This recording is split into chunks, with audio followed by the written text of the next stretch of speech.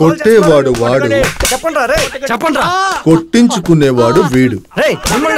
అంతా శివమయం. ఎప్పుడు స్మూత్ గా బ్రేక్ అయ్యవా నువ్వు? ఆపండి, ఇక కొట్టడం ఆపండి. సార్ వీళ్ళు సామాన్యులు కాదు సార్, గుర్తు భయంకరమైన టెర్రరిస్ట్ లాగా ఉన్నారు సార్. ఎంత కొట్టినా నోరు మీద పట్టలేదు. అదంతా నాకు తెలుసయ్యా. శివాజీ నగర్ లో దొడ్డు ప్రాబ్లం న్యూస్ వచ్చింది, అక్కడికి వెళ్ళండి. హే హోగ్రి సార్. చెప్పండి.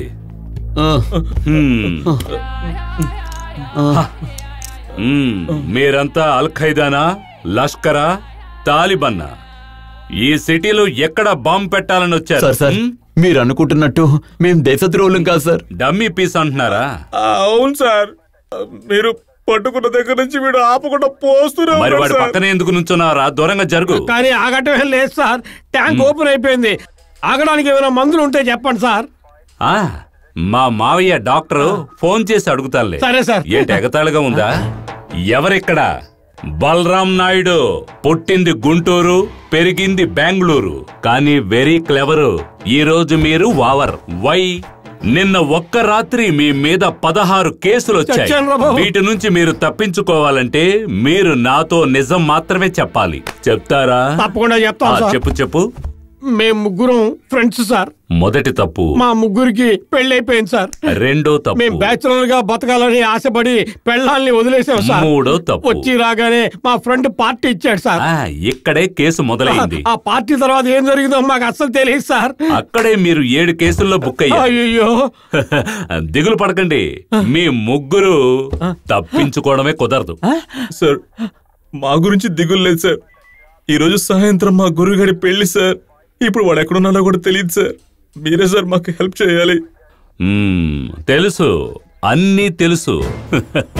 నీకు నీ భార్యతో సమస్య, అందుకని ఇంట్లోంచి పారిపోయి చెడిపోయావు. నీకు మీ అత్తగారితో సమస్య, అందుకని నువ్వు పారిపోయావు.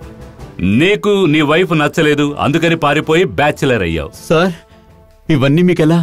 అదే చెప్పానుగా, క్లెవరు, ఇన్ఫర్మేషన్ గ్యాదరు.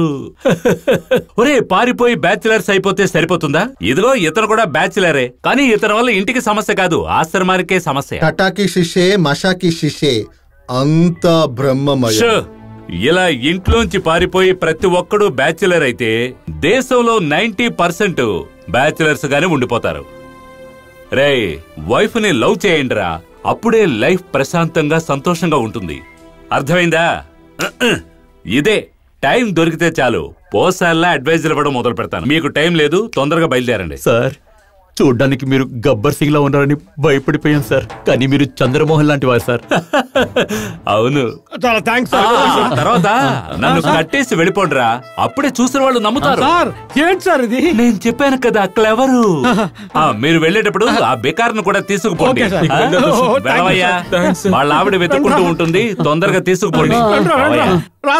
నన్ను కట్టేసి వెళ్ళండి రా. అరే మనతో పాటు స్వామి కూడా వస్తున్నాడు రా. నన్ను ఎల్లదాల్లో దింపేయండి స్వామి. ఊరుకో బాబు, మాకే సమస్యలు ఉన్నాయి, మధ్యలో నువ్వు ఓడివి.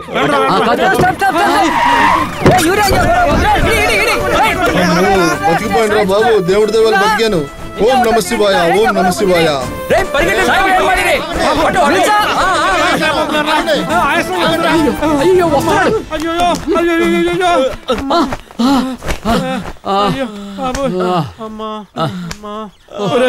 ఆ గురువు గారు చేసిన పని వల్ల ఎలా అయిపోయిందో చూసావా?